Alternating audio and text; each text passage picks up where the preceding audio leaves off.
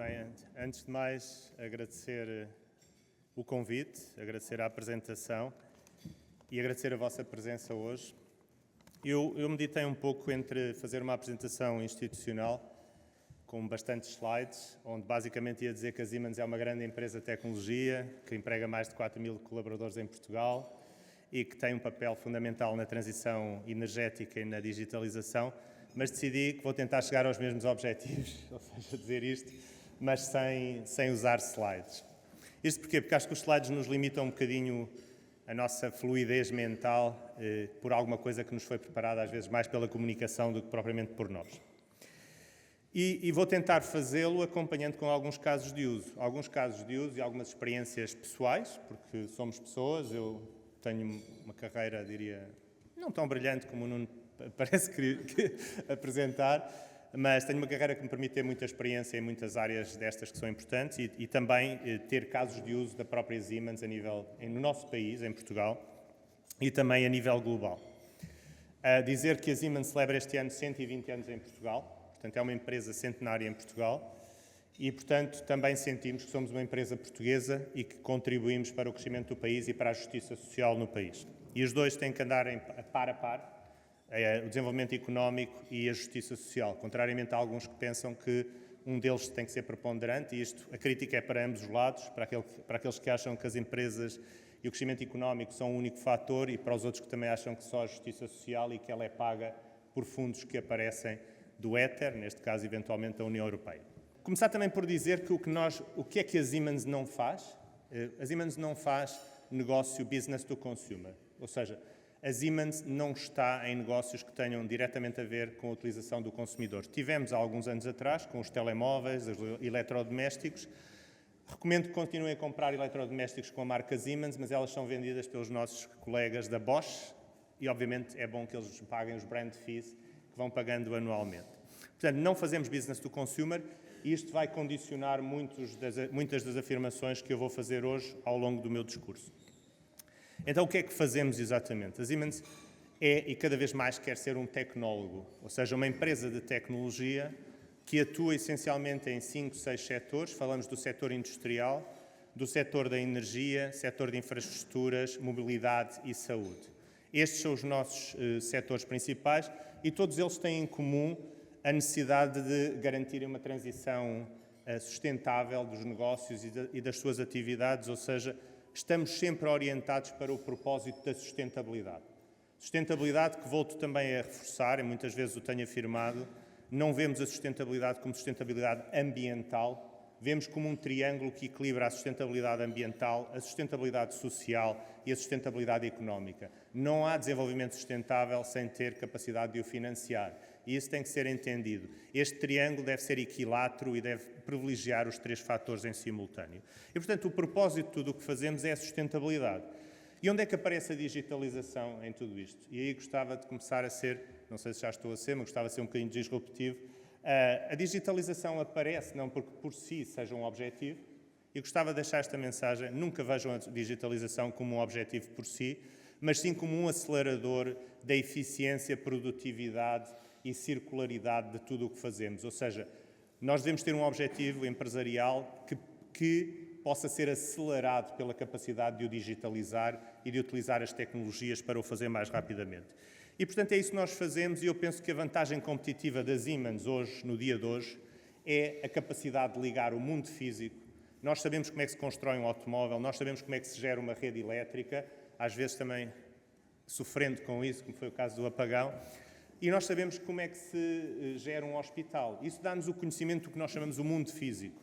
E o que fizemos recentemente foi, ok, nós conhecemos o mundo físico, falta-nos o mundo digital. Então fomos apostando fortemente. A Siemens investiu 30 mil milhões em empresas de software nos últimos 10 anos, dos quais 15 mil milhões neste último ano. E, portanto, adicionámos a capa digital a tudo o que é o nosso conhecimento dos domínios físicos dos nossos clientes. E como é que o fazemos? Como é que achamos que queremos esta vantagem competitiva?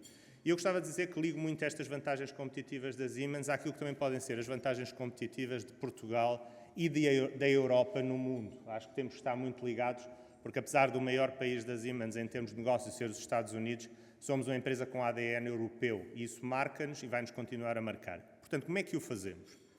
E são os 3 temas base daquilo que eu quero ao longo do dia, ao longo desta hora, falar. Inovação.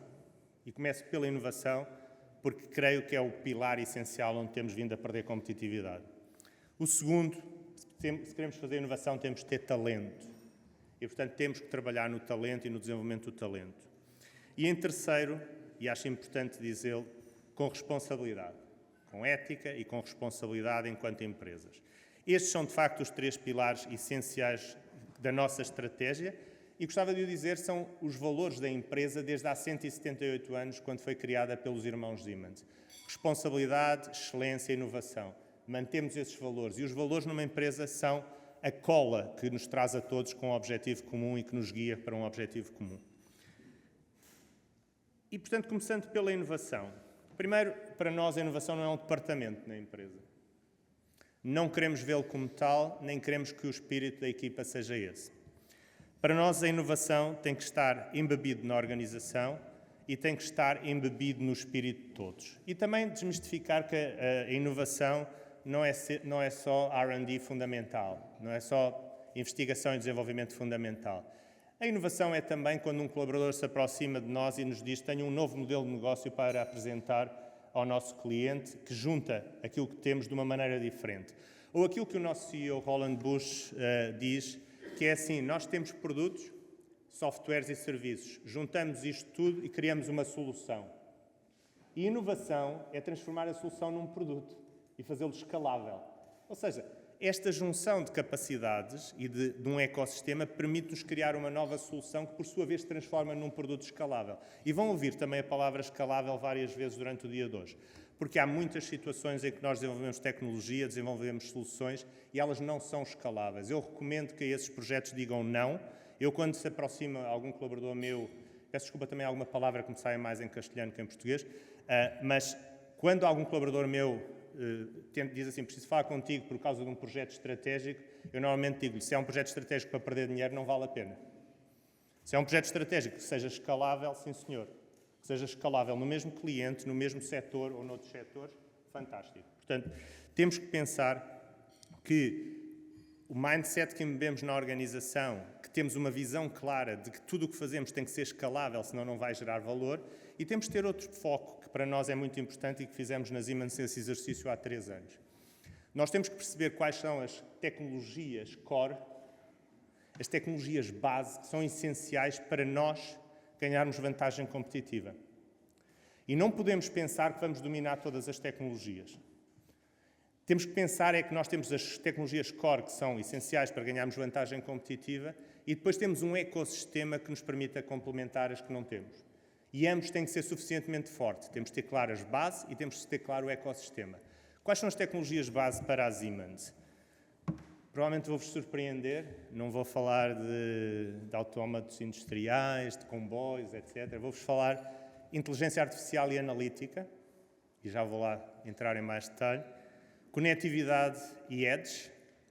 Edge, para quem não está a par, é a percepção clara de que em determinados sistemas centralizar a decisão numa situação de avalanche de informação não é viável e temos que a trazer mais para próximo dos locais onde essa decisão é importante.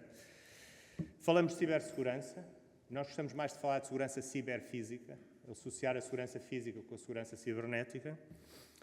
Falamos de simulação e digital twin e também vou apresentar alguns exemplos do tema. Já falamos mais do que digital twin, falamos do metaverso industrial. Já explicarei o que é o metaverso industrial. Falamos de user experience e user interface, ou seja, experiência do usuário e interface com o usuário em sistemas industriais. Mais uma vez, não é no consumidor. Falamos de eletrónica de potência, falamos de semicondutores. Há 11 tecnologias que definimos, nós temos que ser os melhores nestas tecnologias. E o que é que trazem em comum estas 11 tecnologias? É que elas depois podem, se nós as dominarmos, elas depois podem ser aplicadas em cada um dos setores de atividade em produtos específicos. Na ferrovia, na indústria, na energia, na saúde. Porque elas são democraticamente aplicáveis a todos os setores. Portanto, nós temos as tecnologias core e depois deixamos o desenvolvimento dos produtos às unidades de negócio, utilizando as tecnologias core.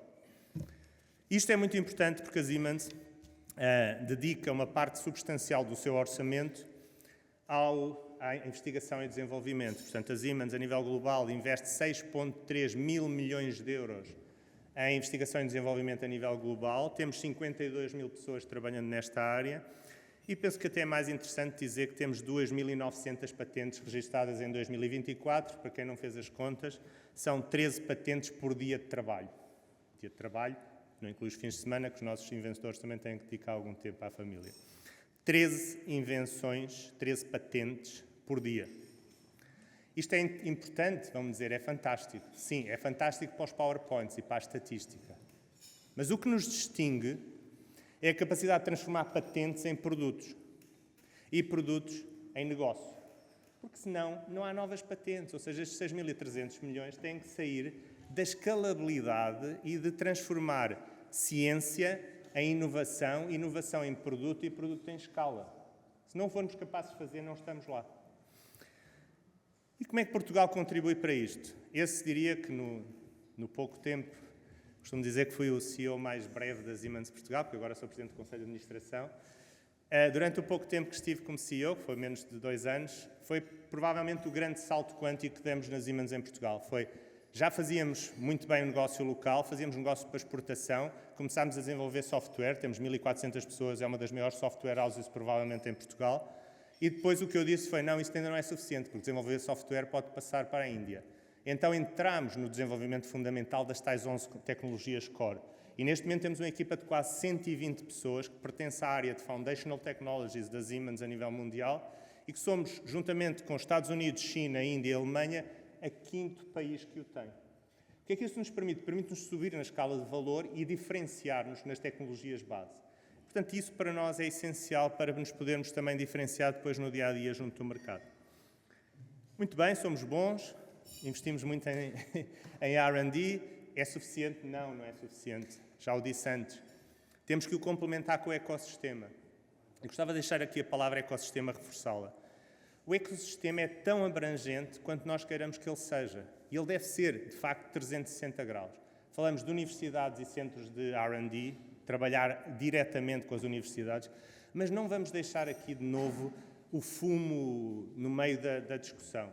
Nós queremos trabalhar com as universidades e com os centros de R&D com a percepção que eles contribuem para o nosso desenvolvimento de produtos e tecnologia, mas que somos nós, enquanto empresa, que escalamos aquilo que eles fazem. E, obviamente, pagamos royalties, mas tem que ser esta a percepção. As universidades e os centros de R&D não devem trabalhar única e exclusivamente para o número de papers que publicam anualmente. Devem trabalhar no sentido de contribuir para que se desenvolvam novos produtos e que estes novos produtos gerem um ingresso, gerem um income para eles próprios continuarem a financiar-se. Este é muito importante que se gere esta dinâmica e que fique claro qual é, de facto, o papel de cada um. Falamos das startups. Porquê startups? Não porque é moda, porque as startups em determinadas áreas nos permitem testar rapidamente fórmulas que nós na Siemens não podemos testar. A Siemens é um Titanic. Para alterar alguma coisa é difícil e às vezes o iceberg chega antes do tempo que nós esperávamos. As startups, e nós temos a iniciativa Next47, permitem-nos rapidamente testar modelos de negócio e novas tecnologias de uma forma ágil e flexível. E falhou, mata-se a startup. Funcionou, integra-se a startup na Siemens ou vende-se com rentabilidade. Ponto final. É assim que as coisas funcionam, de uma forma pragmática. E eu volto a dizer, eu não sou alemão, eu nasci em Moçambique, portanto sou africano, mas eu gosto muito de ver esta perspectiva dos alemães pragmática. E falamos também, há que dizer, de outros tecnólogos, do governo, das administrações, de clientes e parceiros, que muitas vezes somos concorrentes, outras vezes somos clientes, somos fornecedores. Falando de outros tecnólogos, que eu acho muito importante esta perspectiva também. Gostava de dar alguns exemplos de quem é que são os outros tecnólogos com quem nós, Siemens, trabalhamos. NVIDIA, fabricante dos GPUs com mais performance no mundo. Porquê é que precisamos da NVIDIA? A Red Bull apresentou-nos o desafio, há uns anos, de desenhar, simular, prototipar, fabricar e fazer o service dos seus Fórmula 1 com o software da Siemens. Mas eles queriam algo mais que o Digital Twin. O Digital Twin é interessante, mas é em tempo diferido.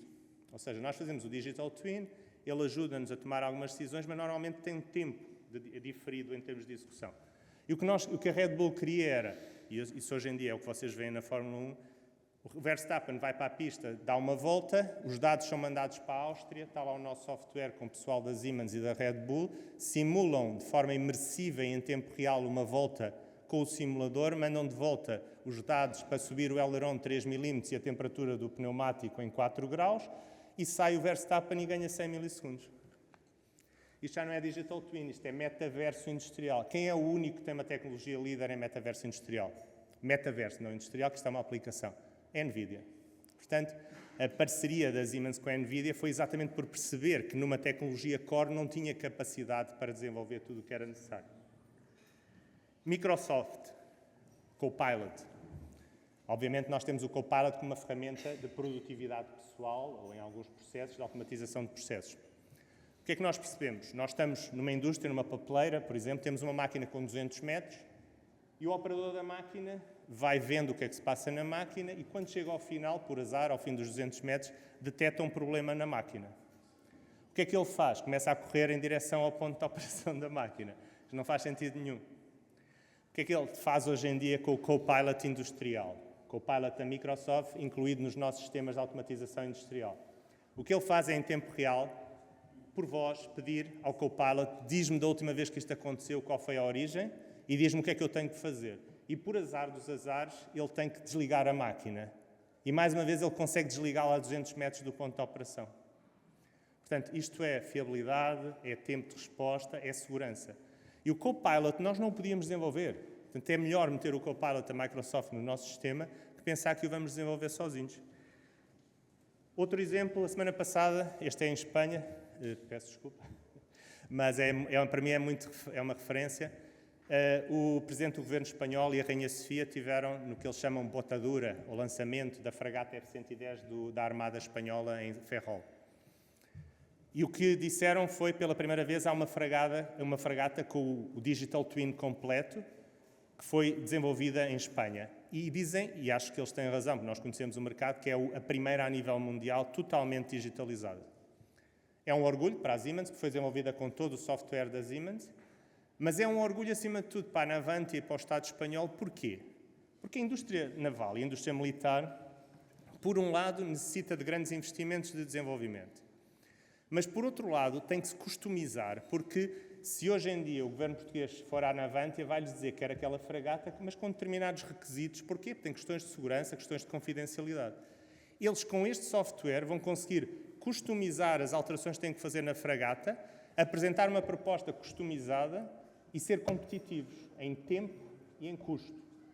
Portanto, a digitalização, principalmente em toda a cadeia de valor, facilita a capacidade também de customizar e responder ao mercado. Isto é muito importante. Obviamente, em Portugal fazemos-lo também com a Cabelt, estamos a trabalhar na eficiência energética, com a EPAL, nas perdas de água e na descarbonização de toda a rede de transporte da EPAL, introduzindo inteligência artificial nos mecanismos que permitem detectar as tendências de perda de água. Portanto, fazemos-lo em Portugal. E vou dar um exemplo que é mundial, é considerado uma referência mundial na Siemens, foi feito em Portugal. Sistema de armazenamento de energia da Ilha Terceira. Há uns anos atrás, a EDA disse-nos: nós temos aqui uma capacidade geotérmica, solar e fotovoltaica incrível, mas porque é uma ilha física e elétrica, Nuno, esta é a tua especialidade, só podemos incorporar 30% por questões de segurança. E nós dissemos porquê?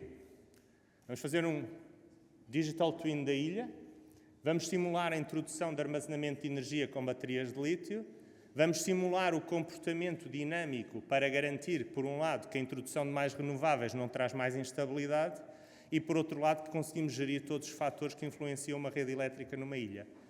Está implementado, permitiu que consigam incorporar até 70% de renováveis numa ilha. Já está implementado, já está também na Madeira, já está em São Miguel. E outro tema muito importante, com o sistema de gestão de toda a ilha e o gêmeo digital, o número de interrupções em algumas zonas da ilha de fornecimento de energia, em vez de subir, baixou. Porquê? Porque a bateria estabiliza a rede. Portanto, é um exemplo português considerado referência mundial. E aqui também gostava de transmitir uma mensagem que nos orgulhemos daquilo que fazemos e que o comuniquemos a todos, porque fazemos coisas fantásticas em Portugal.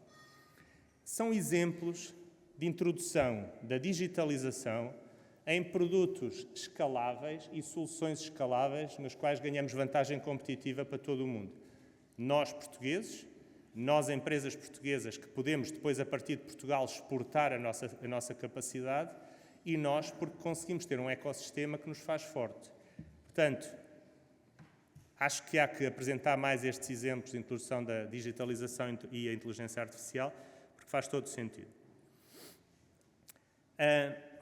Gostava também de dizer que há um tema que é um bocadinho elefante na sala, mas que nós temos hoje em dia uma posição clara à Siemens, que é o tema da regulação e da legislação enquanto trator ou travão da inovação. A posição da Siemens é muito clara.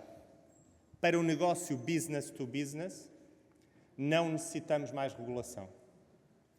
Há regulação e legislação para o setor industrial, há regulação e legislação para o produto industrial que já cobre todos ou a maioria dos temas que estão pendentes. Portanto, o AI Act, o Data Act, o SRE Act, na perspectiva da Siemens, devem ser parados ou mesmo cancelados para o negócio business to business e devem ser promovidos para o negócio business to consumer, porque aí sim os consumidores necessitam a proteção. São o elo mais fraco. Mas para o business to business não precisamos. Pelo menos com a complexidade que ele tem atualmente. E porquê é que não precisamos? Porque a relação entre duas empresas rege-se normalmente por um contrato específico. E porque a tradução desses contratos na utilização dos dados que eles geram, que essas empresas e essas atividades geram, vai-nos promover a dinâmica empresarial. E o exemplo mais concreto é a vacina do Covid. As empresas juntaram-se e partilharam dados durante o processo de desenvolvimento da vacina. As empresas trabalharam sobre esses dados, os governos garantiram a compra das vacinas e houve quem financiasse esse desenvolvimento. E em vez de 7 anos, demorámos 7 meses. E há mais setores que, se a Europa baixar o nível, não é baixar, é compreender que já há regulação suficiente para as relações empresariais, teremos capacidade de alavancar a inovação. É isto que fazem nos Estados Unidos e nós temos que fazer o mesmo. Por isso, partilhava aqui, aliás, uma história que partilhei com o Nuno há um ano atrás. O nosso CEO, há uma reunião que chamam os Top 50 ou Top 60 das Siemens a nível mundial, convidou o Bill Gates. E a determinada altura perguntaram ao Bill Gates, então porquê é que a Europa está a ficar para trás? E o Bill Gates disse, olha, eu sou americano, obviamente invisto 70% a 80% do que invisto nos Estados Unidos em empresas que trabalham em temas como os micro-reatores nucleares e outros temas. E o que é que acontece? Eu estou a investir nos Estados Unidos e ao investir em empresas atrativas que rapidamente provam e testam as suas coisas, estou a atrair talento essencialmente europeu. Isto é importante, ou seja, estamos aqui a dar o primeiro tiro nos pés, não somos rápidos, o nosso talento vai para os Estados Unidos. Podem dizer que agora, temporariamente, pode haver aqui alguma reação negativa, etc., por causa do Trump, mas isto vai voltar a acontecer mais cedo ou mais tarde. O que é que isto leva? E essa foi a parte que eu gostei mais quando o Bill Gates disse assim. E ainda é mais interessante, porque os meus sócios são europeus. Portanto, vocês estão a financiar a nossa inovação. E enquanto não mudarmos isto, não vamos ser capazes de dar a volta à equação. E volto a dizer, e parte tudo da inovação. Inovação traz talento, talento traz financiamento. Tão simples como isto. Não é preciso ser doutorado em qualquer tema para perceber isto. Portanto, inovação, pilar essencial. Peço desculpa, não tenho que ir olhando para o relógio, porque eu sou como o Fidel Castro, posso estar aqui a falar umas horas, sem papéis até. Talento. Talento, aqui também gostava de desmistificar a palavra talento.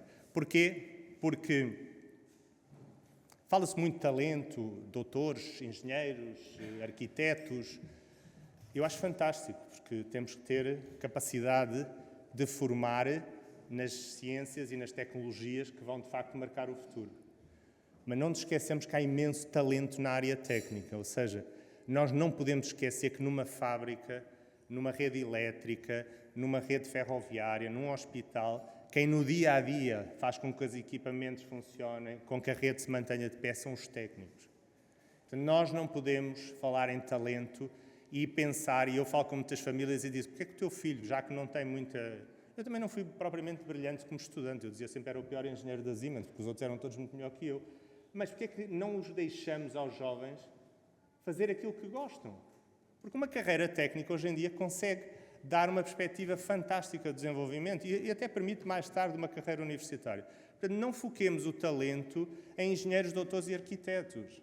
Foquemos o talento em todas as áreas das necessidades das empresas. Portanto, eu gostava de deixar isso. Depois também não gosto muito daquele tema de vamos reter o nosso talento. Nós temos que reter o nosso talento, é evidente.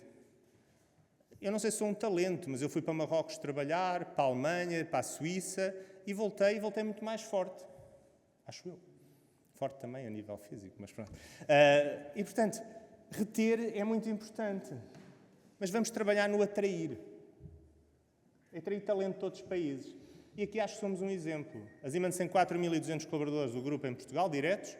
20% são estrangeiros de 70 nacionalidades. E trazem valor.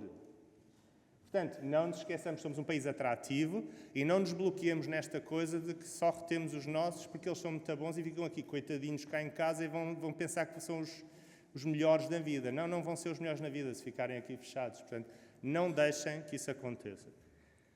E, portanto, nós temos vindo a fazer esse esforço e acho que todos devemos fazer esse esforço como sociedade de trazer quem pode aportar, dar-lhe valor, recuperar quem saiu e dar-lhe valor e pagar-lhes como deve ser também. Diversidade. Isto hoje são só elefantes na sala. Diversidade não, porque agora o Trump diz que não. Minhas senhoras e meus senhores, diversidade não tem nada a ver com cultura woke, ok? Diversidade é respeito. Só há uma palavra que descreve diversidade, é respeito. Respeito por todos e cada um, garantia das mesmas oportunidades para todos e cada um. E essa palavra não vai desaparecer das Siemens, porque responsabilidade é o terceiro pilar que eu falei. Portanto, nós continuaremos a defender a diversidade enquanto elemento de respeito e integração de todos numa empresa. E o resto são decisões pessoais. Formação contínua. Aqui lançava um desafio. Nós fizemos na Siemens em Espanha e Portugal, por iniciativa minha. Andávamos muito naquela coisa, agora vamos mandar todos para a formação de inteligência artificial. Agora vamos mandar todos para a formação de cibersegurança. E eu disse, mas porquê? Não, porque todos temos que saber, não é? Ok. E eu disse, não. Vamos lá ver o que é que um vendedor vai precisar daqui a 5 anos. Eu não pedi daqui a 5 meses, pedi daqui a 5 anos. Perguntem a um vendedor o que é que acha que ele vai precisar.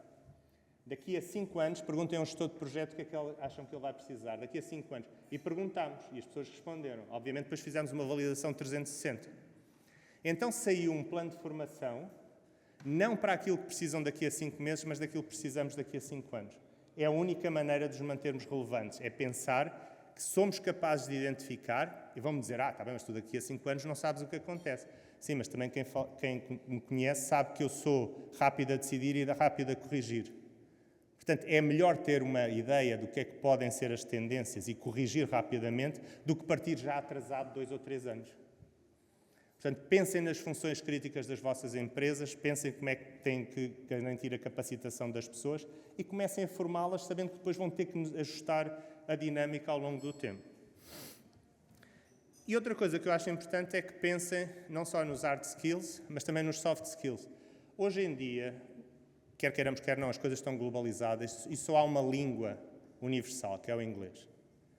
O resto podemos dizer que se fala espanhol em 800 milhões de pessoas no mundo, português 300 milhões, mas isso ainda faltam 6 mil milhões por trás. Portanto, investir nas línguas, investir na comunicação, investir no trabalhar de equipas multidisciplinares e multiculturais, porque isto traz valor. E reparem, nós somos um exemplo aí também. Eu tenho pessoas que começaram em Portugal, são fantásticas, e com os novos modelos de trabalho tenho pessoas a liderar equipas de mais de 1000 pessoas em todo o mundo a partir de Portugal. Obviamente têm que viajar de vez em quando, têm que ir para outros sítios, mas conseguem desenvolver as suas carreiras também a partir de Portugal. Não é preciso emigrar para ser feliz.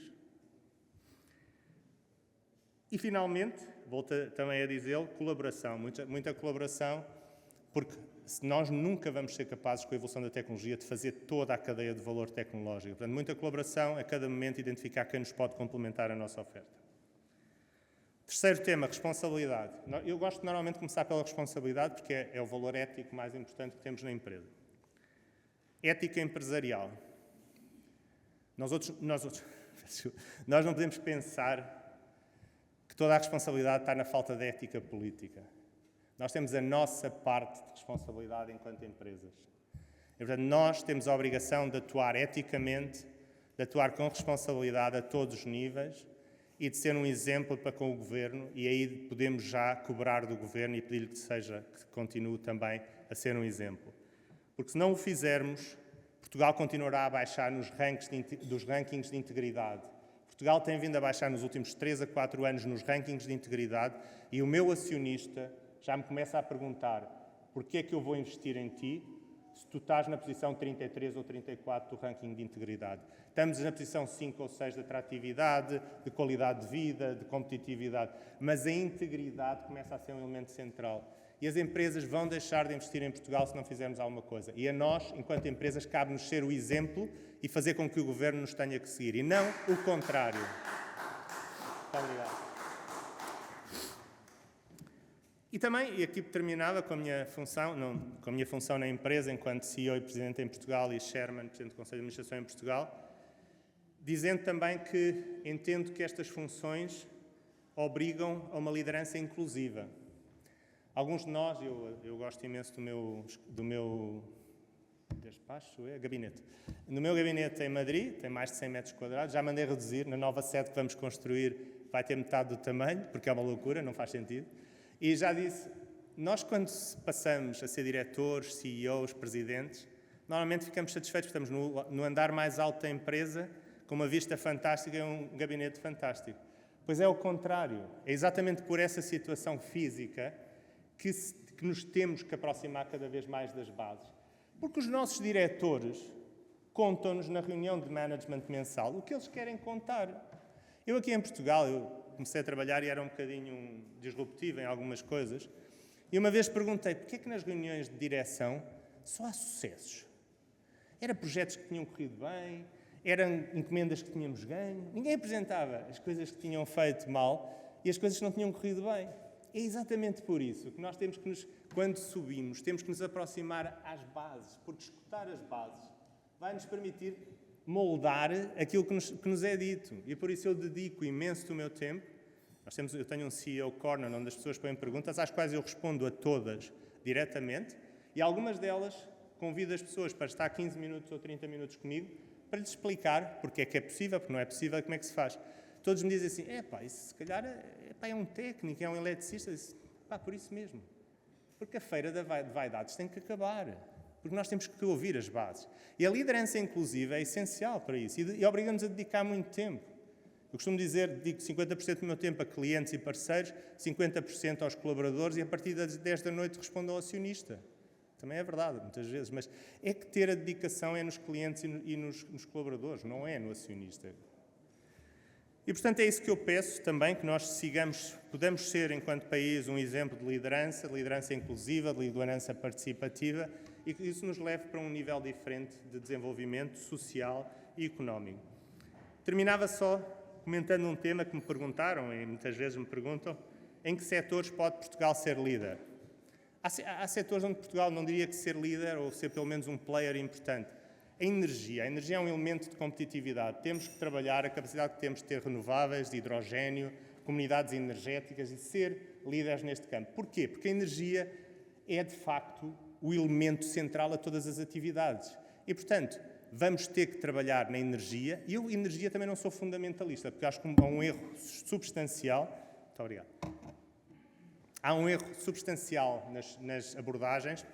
É que todos têm que ser, vou falar por Espanha para não haver aqui temas clubísticos em Portugal, parece que todos temos que ser ou pelo Real Madrid ou pelo Barcelona. Não, nós podemos ser, neste caso, por ter eletricidade competitiva, por ter gases renováveis competitivos, por ter biocombustíveis ou combustíveis sintéticos competitivos. Portanto, quando falamos de políticas energéticas, parece que temos que ser entre o Real Madrid e o Barcelona e temos que ser sócios. Não. Temos que ter um mix energético equilibrado, competitivo, porque a energia vai estar no centro. Portugal tem que liderar na energia e tem que ser capaz de criar a sua autonomia estratégica, mas participar a nível europeu, porque é importante manter esse equilíbrio. Na indústria, eu acho que podemos liderar em algumas áreas. Eu, por exemplo, gosto imenso, quando vou visitar a Bial, no setor farmacêutico, ou a Vion, é um setor onde podemos e temos que dar mais capacidade. Gosto também de ver a Auto Europa com novos... É pena não termos uma Auto Europa de 5 em 5 anos ou de 10 em 10 anos. Portanto, são setores onde nos podemos diferenciar. E são setores onde a digitalização permite acelerar o processo de desenvolvimento. Setor da saúde e ciências da vida, acho que também temos que apostar fortemente e, portanto, temos de trabalhar nesses setores. E eu diria que, em geral, trabalhar em setores onde possamos ser competitivos, que possamos acelerar o desenvolvimento com digitalização, e que estejam centrados nas pessoas, porque, no fundo, as pessoas é que são quem manda nisto tudo. E, finalmente, sem me terem perguntado, mas qual é a diferença entre Espanha e Portugal, por exemplo, nos últimos 2, 3 anos, em termos de tração da economia? Eu diria que a diferença é que em Espanha eu consigo ver 6, 7 projetos industriais que vão trazer dinâmica, replicabilidade e crescimento ao longo, ou seja, as tais auto-Europas. Eu consigo ver algumas em Espanha. Em Portugal, infelizmente, não vejo muitas. Muito obrigado a todos pela vossa atenção e não sei se há perguntas. Estou disponível. Muito obrigado.